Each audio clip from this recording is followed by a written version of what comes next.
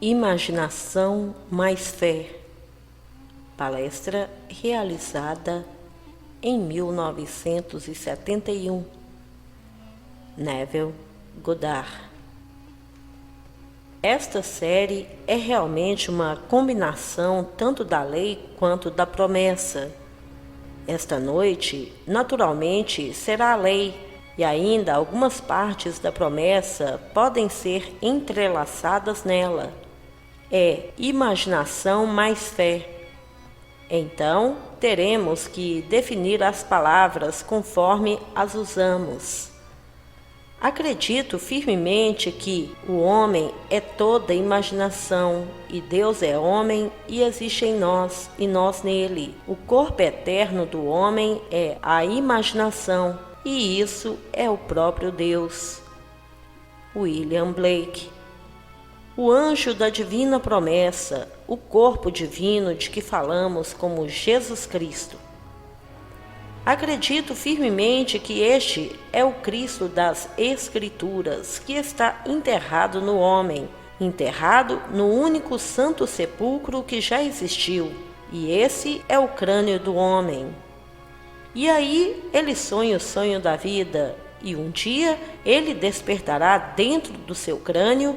E então o drama de Cristo, como definido para nós nas Escrituras, se desdobrará dentro de você, lançando você na experiência da primeira pessoa singular, presente do tempo presente, o Senhor Jesus Cristo. Então você saberá quem Ele é realmente. Você vai realmente despertar como o Senhor Jesus Cristo. Mas esta noite vamos voltar ao que eu quero dizer com imaginação e o que eu quero dizer com fé. Em primeiro lugar, a fé é definida para nós no capítulo 11 do livro de Hebreus.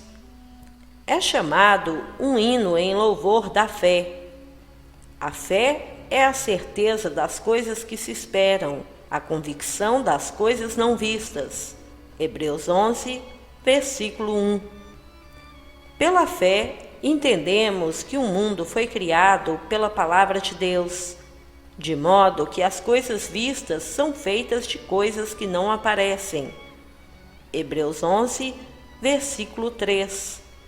É o que nos dizem nos primeiros versículos do capítulo 11 de Hebreus.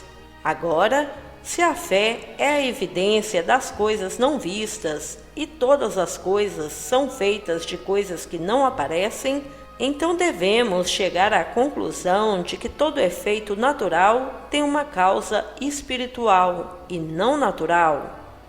Uma causa natural só parece, é uma ilusão da memória desaparecendo. O homem não se lembra de seus atos imaginários. Então, quando eles chegam e a colheita está madura, ele nega sua própria colheita. Ele não pode ver onde na terra o que ele está experimentando agora poderia ter sido causado por ele, porque ele esqueceu seus atos imaginários. Foi quando ele semeou e todas as coisas geraram segundo a sua espécie. Que ninguém seja enganado por Deus, que a sua própria imaginação não é ridicularizado. Como o homem semeia, assim ceifará. Gálatas 6, versículo 7. Então eu estou colhendo para sempre o que plantei, mas, por causa da minha memória fraca, não consigo me lembrar de quando fiz. Então eu nego o que estou vendo como minha própria colheita. Bem, agora, de quem é esse Deus mencionado neste verso? Ele disse: pela fé, entendemos que o mundo foi criado pela palavra de Deus. Bem, somos informados nas Escrituras, nos primeiros versículos do livro de João. No princípio era a palavra, e a palavra estava com Deus, e a palavra era Deus. João 1, versículo 1. Então nos é dito: o Verbo se fez carne e habitou em nós. João 1, versículo 14. Portanto, a palavra falada daqui é igualado a Deus. Se a palavra não era somente com Deus, era Deus, bem, então é Deus e agora habita em nós. Eu lhe digo, esta palavra que habita em você, mencionada nas Escrituras como Senhor Jesus Cristo, é a sua própria imaginação humana maravilhosa. Este é o maior segredo do mundo e todos devem se esforçar depois de resolvê-lo. Poder supremo, suprema sabedoria, prazer supremo reside na solução desse mistério. Então, no que me diz respeito, o Deus que criou tudo e sustenta tudo é pura imaginação em mim mesmo. Ele trabalha nas profundezas da minha alma, subjacente a todas as minhas faculdades, incluindo a percepção, mas ele entra na minha vida superficial menos disfarçada na forma de fantasia produtiva, como um devaneio. Um devaneio é produtivo, um devaneio é criativo. Eu estou plantando quando eu sonho. Eu não tenho que ser intenso para soltar uma semente. Eu não tenho que dar a volta e cavar um buraco e enterrá-lo. Eu posso espalhar isso. Então, um devaneio está plantado. Então, eu me sento e pergunto: estou fazendo isso com amor? Eu nem sempre me controlo. Posso ler o jornal da manhã e depois reagir a uma história que não sei se é verdadeira ou falsa, mas reajo. Bem, sabe exatamente o que eu fiz. É a minha própria imaginação. Ele mantém a pontuação e com o tempo a colheita vai surgir e eu a verei. Assim, toda a realidade objetiva é produzida exclusivamente por meio da imaginação. Então eu digo, imaginando mais fé, eu devo realmente acreditar no ato imaginário. Agora, como vou fazer isso? Isso é o importante. Um estudioso me diz que, se as coisas comuns que observam neste mundo corpóreo se estão presentes, isso é sentido. Se ausente, isso é imaginação. A sala à minha volta me parece mais real do que qualquer coisa no mundo porque está presente. Ainda estou de pé. Eu não estou familiarizado com esta sala, salvo uma vez por ano que eu venho por 10 noites. Estou muito mais familiarizado com a casa que tenho em Los Angeles, mas, no momento, não está presente aos meus sentidos. Então, me disseram que é apenas uma imaginação. Isso é simplesmente uma imagem da memória do que pode ainda ser uma realidade, mas no momento poderia ter desaparecido. No entanto, não acho que tenha acabado. Então eles me dizem, tudo bem, se eu pensar nisso, mas não estiver presente, então isso é imaginação. Mas se as coisas estão presentes, então isso é sentido. Bem, como eu faço o que não está presente de verdade? É aí que passamos a imaginar mais a fé. Eu tentei inúmeras vezes e posso dizer-lhe que funciona. Eu poderia ficar aqui e levar um caso clínico. Anos atrás, logo após a Segunda Guerra Mundial, o ano era 1945. Naveguei com a minha pequena família, minha esposa e minha filha para a ilha de Barbados. Eu não tinha visto a família durante os anos de guerra, porque não havia transporte disponível. Eu estava no exército por um curto período de tempo, cerca de 4 meses. Por causa da minha idade mais esta lei, eu fui dispensado honrosamente porque eu tinha mais de 38 anos. Meu filho estava nos fuzileiros navais em Guadalcanal, mas minha filhinha era pequena.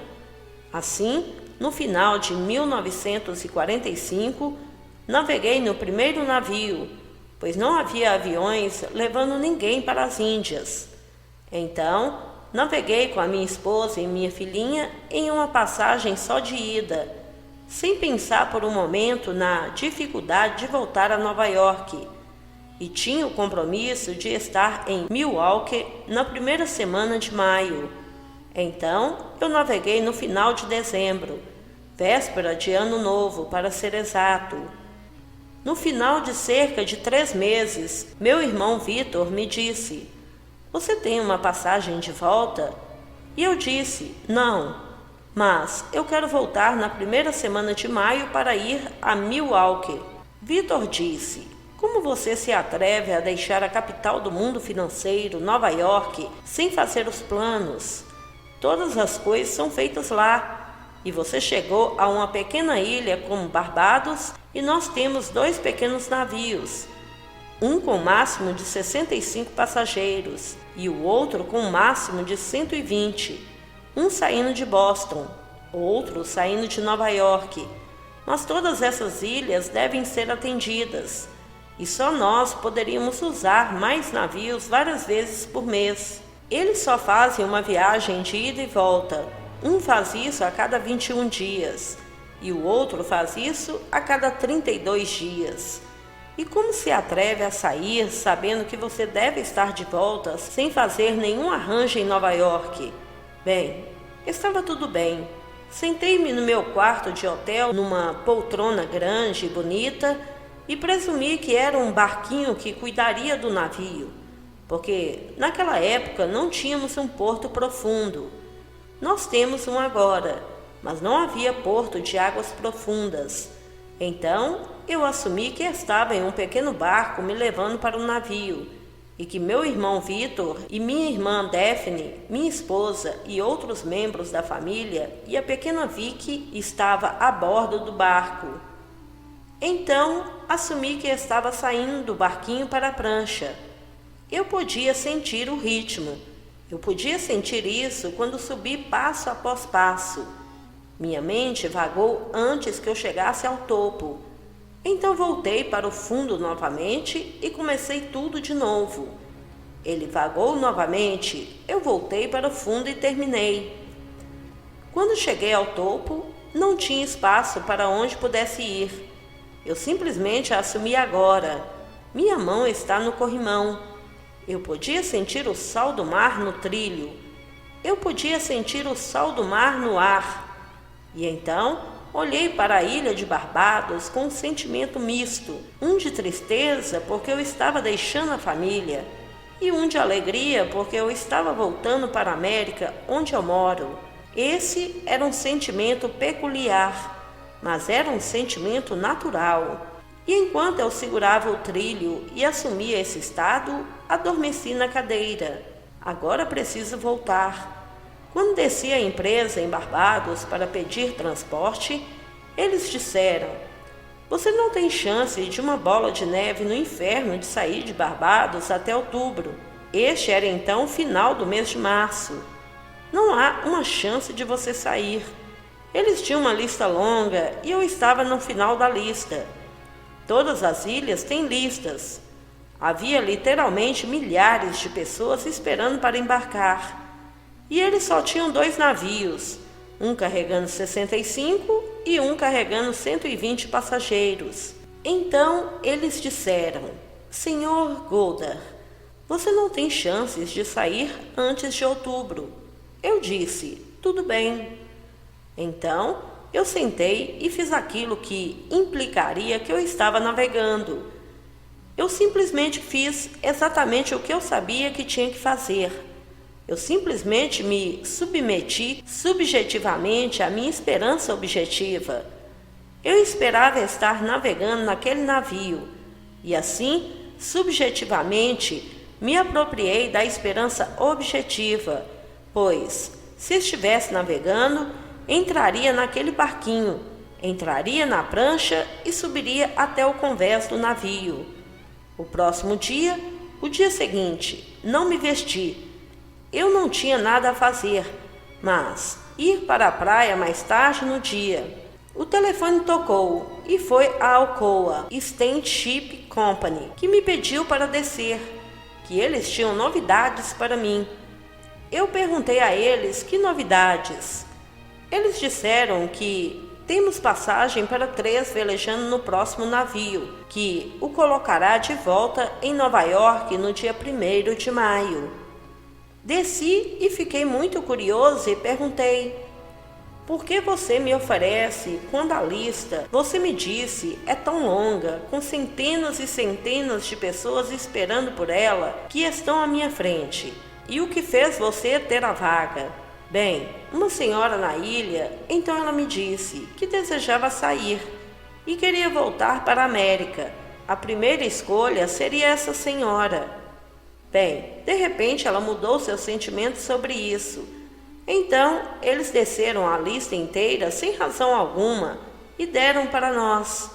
E eles justificaram isso da seguinte maneira: o navio só leva 2 em cada quarto, mas sua filhinha tem apenas 3 anos de idade e ela pode dormir em uma beliche com sua esposa e você pode dormir na outra. Então, porque ela é uma criança tão pequena, com apenas 3 anos de idade, nós o demos para acomodar 3 em vez de 2. E os 2 que temos não puderam compartilhá-lo de qualquer maneira, porque são sexos diferentes e não são casados. Foi assim que ele justificou quando me colocou à frente de centenas de pessoas. Eu sei como fiz isso. Todo efeito natural tem uma causa espiritual e não natural. Uma causa natural só parece, é uma ilusão. Bem, lembrei-me do que fiz. Foi apenas uma questão de 24 horas entre o plantio dessa semente e o surgimento dessa semente na realidade objetiva. No dia 20 de abril, eu estava naquele barco, saindo em Nova York no dia 1º de maio para encontrar meu compromisso em Milwaukee. Eu poderia multiplicar isso por dúzias e dúzias do meu caso, e sem número naqueles que participam das minhas reuniões. Então, é simplesmente imaginação mais fé. Como nos é dito, sem fé é impossível agradá-lo. Aquele que nos agrada não é algum ser externo, é interno, sua própria imaginação maravilhosa. Agora, vou colocar você em teste. Nos é dito no capítulo 13 de 2 Coríntios. Examinem-se para ver se vocês estão se apegando à fé. Teste-se. Você não percebe que Jesus Cristo está em você? A menos que você não consiga ir ao teste. 2 Coríntios 13, versículo 5. Agora eu acabei de te dar o teste. Este é o teste. Se a palavra Deus, Senhor, Jesus Cristo, transmite o sentido de algo existente fora do homem, você falhou no teste, pois Jesus Cristo está em você. Se a palavra Jesus Cristo transmite a existência de alguém fora de você, você não encontrou o teste. E todas as coisas são feitas por Ele. Sem Ele, nada do que foi feito é feito. João 1, versículo 3. E Ele é a sua própria imaginação humana maravilhosa. Então aqui, quando você sabe a quem você ora e quem está realmente fazendo isso, você descobrirá que é a sua própria imaginação humana maravilhosa. Isso é Deus. Todas as coisas existem na imaginação humana. William Blake, Jerusalém. Não há uma coisa neste mundo que você e eu chamamos de real, objetivamente real. Isso não foi imaginado primeiro, você nomeia ele. O edifício em que agora estamos sentados, tudo aqui, as roupas que você veste, nomeia qualquer coisa aqui. Você pode ir para outras partes como as árvores. Nós não os fizemos pela imaginação, mas foi a imaginação divina, o mesmo que a imaginação humana, apenas nós somos abaixados. É a mesma imaginação, porque só existe Deus. Assim, a imaginação humana é uma com a imaginação divina. Em nosso nível, Deus se fixou nas fraquezas e limitações do corpo. Deus, literalmente, se tornou como somos, para que possamos ser como Ele é. William Blake. Não há religião natural. Ao se tornar homem, Ele não podia fingir que Ele era homem. Ele tinha que realmente se tornar homem, com todas as fraquezas, com todas as limitações e fragilidades do homem, e assumiu isso completamente. Então, com o tempo, tudo se desenrola dentro do homem, e o homem descobre que ele é Deus. Ele descobre que ele é Deus porque o drama é completamente gravado para ele. Tudo dito de Jesus Cristo nas Escrituras, você vai experimentar como algo acontecendo dentro de você. Não é algo que você lê, como no caso de ler sobre outro. Não, tudo é feito dentro de você. Você fica estupefato. Você está espantado além da medida e da crença. Você não pode acreditar que você ainda é capaz de ações desagradáveis. Poderia ser tão glorificado. No entanto, você não pode negar a evidência de seus sentidos. Você não pode negar as experiências que você teve. E a coisa toda se desdobrará em você. Você saberá da experiência. Eu não estou teorizando. Eu não estou especulando. Ninguém ensinou para mim. Eu nunca li em um livro na Bíblia, mas nunca a vi na Bíblia até que a experimentei. E então voltei atrás e pesquisei as Escrituras para descobrir que está tudo lá, mas prefigurado. Não foi escrito de uma forma que o homem pudesse entender. A coisa toda era um esboço do começo ao fim. E quando acontece no homem, e o homem em quem se conta diz, aqueles que o ouvem não podem acreditar porque o conhecem. Eles conhecem o seu passado. Eles conhecem seu passado em cada pequeno detalhe. E não conseguem acreditar que seu conceito tradicional de Jesus Cristo é o que ele está falando, que realmente se desdobrou dentro dele. A Bíblia conta a mesma história. Ele veio para o seu próprio, e o seu próprio não o recebeu. João 1, versículo 11, porque realmente no final há somente o Senhor Jesus Cristo, só existe Deus. Deus está enterrado em todos os seres do mundo e somente Deus se levantará e Ele ressuscitará no indivíduo, e o indivíduo em quem Ele se levanta, aquele saberá quem Ele é, e Ele será o Deus da Escritura. Essa é a história. Mas esta noite, no nível prático, você tenta, sabendo quem está fazendo, que é Deus fazendo isso e que Deus é a sua própria imaginação humana maravilhosa.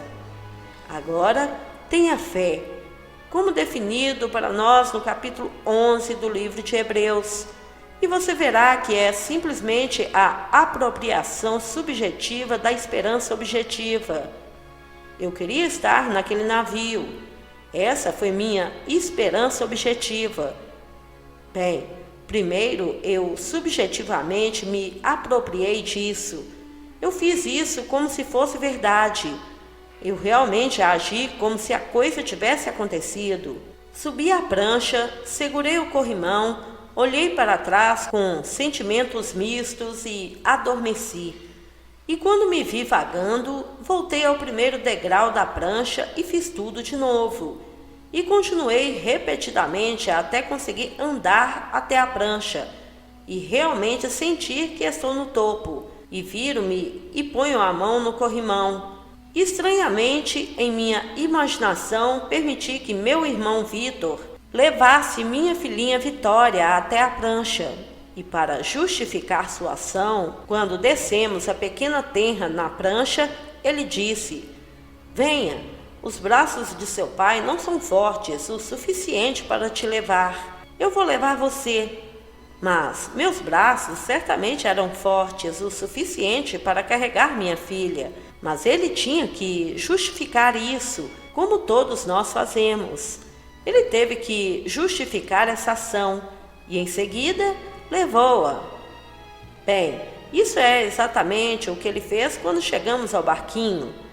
Então, aqui peço-lhe apenas para ouvi-lo e não dizer: bem, eu ouvi e esqueço, mas tente. Você será o poder operante, não funciona sozinho. Nós somos o poder operante. De fato, durante todo o dia, nós estamos operando, mas eu peço a todos para operar sabiamente, nobremente, conscientemente, e não entrar em uma fantasia descontroladamente, que amanhã, quando surgir, não esqueceremos a colheita. Por tudo em nosso mundo, o homem uma vez imaginou, e todos os homens de ação em nosso mundo que você vê construindo os edifícios e fazendo todos os negócios, eles nada mais são do que instrumentos inconscientes de homens imaginativos. Um homem senta-se no quadro de desenho e ele concebeu um prédio. Ele faz tudo em detalhes, tudo em sua imaginação, e então ele entrega a planta aos homens de ação, e eles recebem todo o crédito, mas o homem que fez isso foi simplesmente o homem da imaginação. Isso é o que William Butler quis dizer. Tendo visto esta lei em operação, ele disse: eu nunca mais estarei certo de que não era uma mulher pisando no lagar que iniciou aquela mudança repentina na mente dos homens. E por causa disso, muitas nações foram dadas à espada, por causa de algum sonho na mente de algum pastor que iluminou seus olhos por um momento antes de seguir em frente. Alguém se sentindo negligenciada e injustamente acusada, e ela é vívida em sua imaginação quando ela, desconhecida pelo mundo, está incendiando o mundo. Muitos homens esta noite estão presos e erroneamente ali. Ele sabe que não cometeu o crime pelo qual foi acusado e está pagando um preço que acha que não deveria pagar. A mente desse homem está inflamada. E o que ele está fazendo? Ele não está detectado, mas os eventos aparecerão no mundo. 2 ou 3 semanas atrás, eu recebi uma carta e achei que era uma carta estranha quando comecei a ler. É de um prisioneiro. Eu não conheço o homem em tudo. Ele assinou seu nome Bob e incluiu um envelope endereçado ao remetente. Ele está em Folsom. Folsom é um lugar onde apenas os prisioneiros endurecidos são enviados. Bem, ele confessou que me ouviu na TV, e ele praticou e deu certo. Bem, eu tive 20 aparições na TV nas tardes de domingo, entre 2 e 2h30. Ele disse que aplicou e disse: Neville, funcionou. Para onde estou indo, não sei. Mas estou aqui por um bom tempo, e por isso não importa se você responde hoje à noite, amanhã ou quando responder, porque estou aqui. Mas eu gostaria que certas perguntas fossem respondidas. Esse sujeito está interessado no uso da imaginação. Estranhamente, eles estão vitalmente interessados no mistério da morte. Eles gostariam de saber se eu posso pensar em qualquer coisa sobre a morte, minhas experiências, não coisas relativas aos outros, mas o que eu sei sobre a morte. Bem, eu escrevi para ele antes de aparecer. Agora ele deve ter a carta. Eu gostaria de ir para Folsom e conversar com os detentos e contar-lhes sua verdadeira dignidade, o homem que eles estão destinados a ser, pois eles estão destinados a ser o Senhor Jesus Cristo. Toda criança nascida de mulher está destinada a ser Cristo e estar consciente do fato de que Ele é o Senhor. Mas como chegar lá e resolvê-los, eu não sei. Ele tem minha carta. Escrevi-lhe em detalhes o máximo que pude. e ele compartilhará com aqueles que estiverem interessados. Eles estão vitalmente interessados na morte. Eu disse a ele como contaria a qualquer um. Encontro pessoas que não estão cientes do fato de terem feito a transição. Eles não sabem nada do fato de que eles morreram, porque eles estão mortos. Eles não estão mortos e ninguém pode persuadi-los de que eles morreram. Eles estão conversando com um homem que está tão vivo quanto você. E você diz a ele que ele morreu. E você foi ao funeral dele e você sabe exatamente onde eles o colocaram no chão, revelando o que ele esperaria de você como amigo. Mas ele ri de você, porque ele sabe que não está morto. Eu digo, não, você não está morto, mas você morreu. Você sabe, mas você não é estúpido. Ele disse para mim, eu não estou morto, mas eu morri. Você vê, há toda a diferença no mundo entre a restauração que acontece com todos que morrem aqui. Restauração instantânea de maneira inexplicável em um novo corpo, como era antes, mas novo. Inexplicavelmente novo e jovem. Se você morrer aos 90 anos, você tem 20 anos e é uma restauração instantânea. Bem, isso não é ressurreição. Ressurreição é a história que conta quando o homem realmente desperta do sonho da vida, enquanto o outro é restaurado para continuar o sonho. Ele está sonhando com as condições ao redor dele, enquanto ele está sonhando com as condições aqui. O que foi senão um sonho acordado e controlado que eu fiz quando fui a bordo do navio? Quando saí do exército, isso não era um sonho acordado, mas controlado?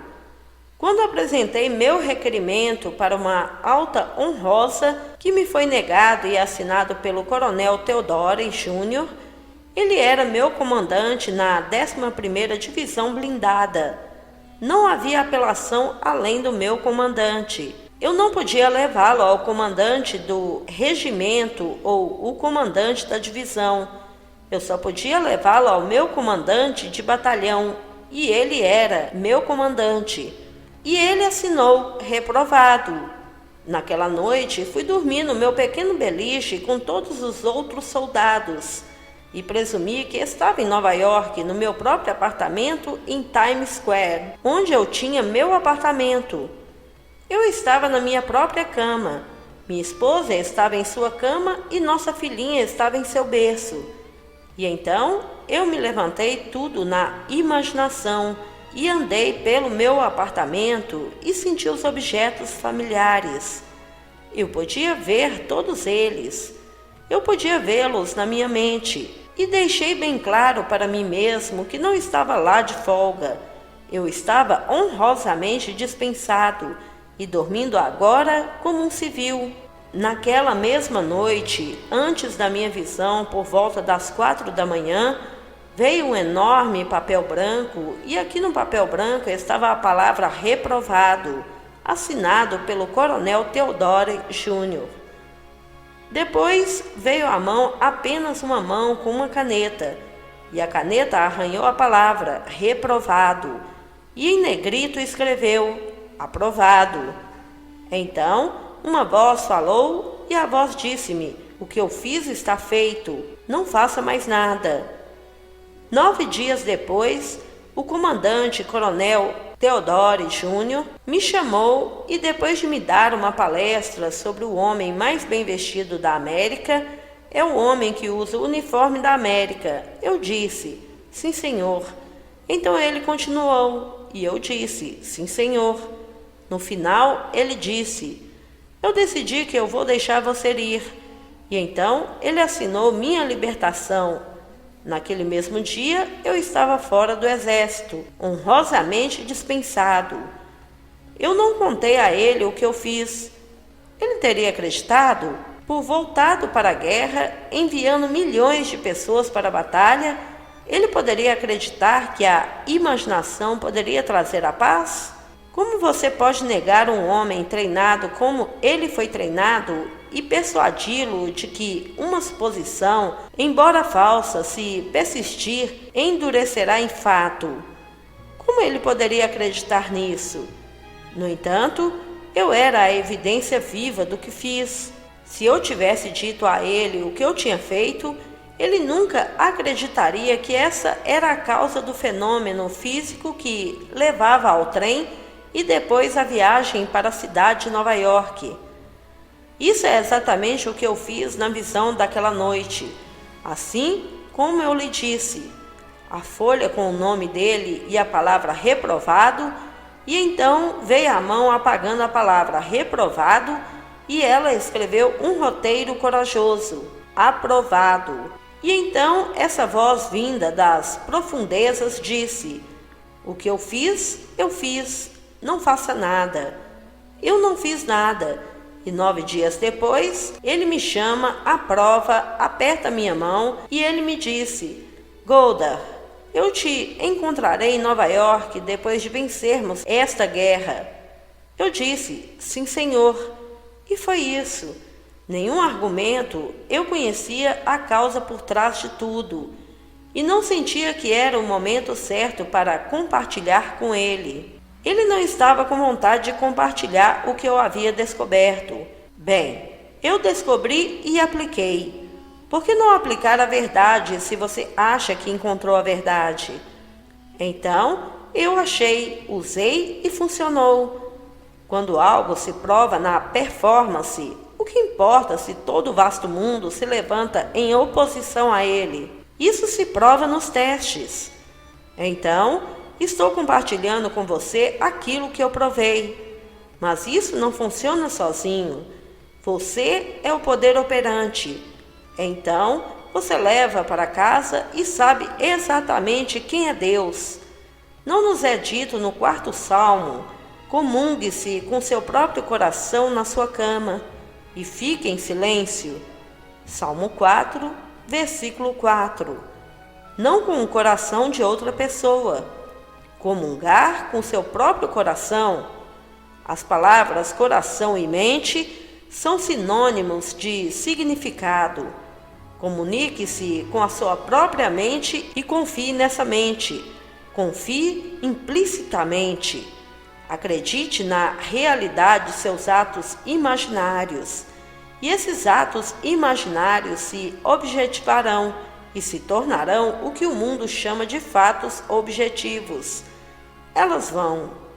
Então, se você começar atrás das 8 bolas, ou atrás de qualquer coisa que pareça estar em oposição ou algo intransponível, bem, você acredita em Deus. Eu estou dizendo a você quem Ele é. Acredite no verdadeiro Deus. Teste a si mesmo e veja se você realmente acredita no verdadeiro Deus. Estou convencido de que 99% do mundo vai alegar acreditar em Deus. Mas eles acreditam em um falso Deus. Eles o colocam na parede, feito por mãos humanas, e se cruzam. Ele não está lá de jeito nenhum. Leia o Salmo 115. Que chocante! Que chocante quando você vê que o homem faz com suas próprias mãos e adora o que ele faz com suas próprias mãos e chama de Deus. Ele não tem olhos que possam ver, nem ouvidos que possam ouvir. Ele tem olhos, tem ouvidos, narinas, braços, pés, mas nenhuma dessas coisas pode se mover. Os olhos não podem ver, os ouvidos não podem ouvir, a boca não pode falar, os pés não podem se mexer, e ainda assim ele o vê como Deus. O Salmo 115 é a coisa mais maravilhosa de se ler.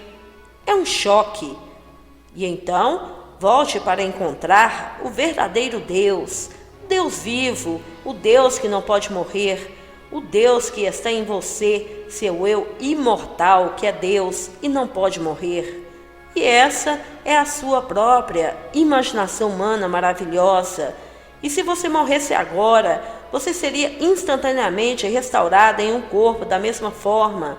apenas novo, inexplicavelmente novo e jovem, não uma criança, não nascida de novo, apenas nova. Como isso acontece, eu não posso te dizer. Eu só sei que os vi e eles não sabem. A maioria deles não sabe que eles fizeram a transição para uma seção de tempo mais adequada para o trabalho que ainda precisa ser feito neles. Então, isso não significa que, porque você caiu no ano de 1971, você vai encontrar o ano de 71 agora. Não. Você poderia se encontrar no ano 1000 ou no ano 3000. Mas isso é irrelevante. A seção do tempo em que você está colocado é feita pelas profundezas de seu próprio ser. Ele sabe melhor o que você precisa para o trabalho que ele começou dentro de você, e ele está lentamente quebrando o muro de separação entre dois até que eles se tornem um. Ele está esfregando a parede entre vocês e ele mesmo. Quando é completamente apagado, você é um. É essencial que ele abandone tudo e se apegue à esposa para se tornar um, não dois. Você é a sua esposa até que o sono da morte seja passado. Então, esta é a emanação de Deus. E então, com o tempo, ele enxuga aquela pequena divisão e ele se torna um com você. E quando ele se torna um com você, ele acorda e você não é dois, você é um. E tudo está escrito para nós nas Escrituras.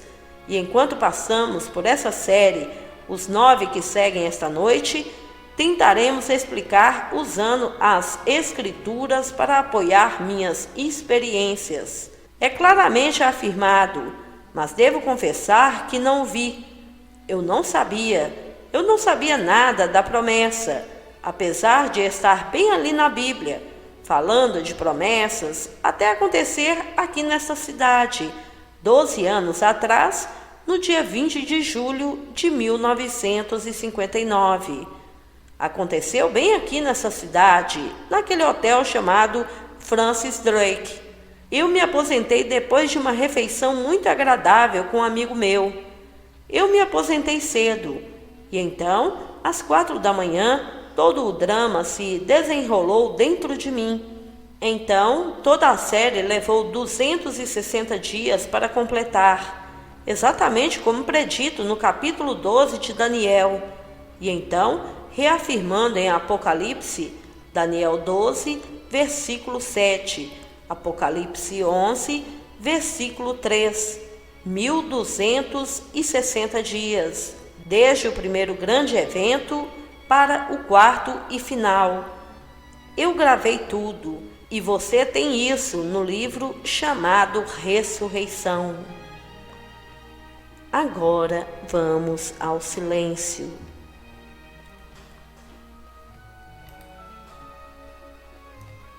Amado irmão, se você ainda não é inscrito em nosso canal, se inscreva, ative o sininho de notificações e compartilhe esse vídeo com nossos irmãos a terem esse conhecimento.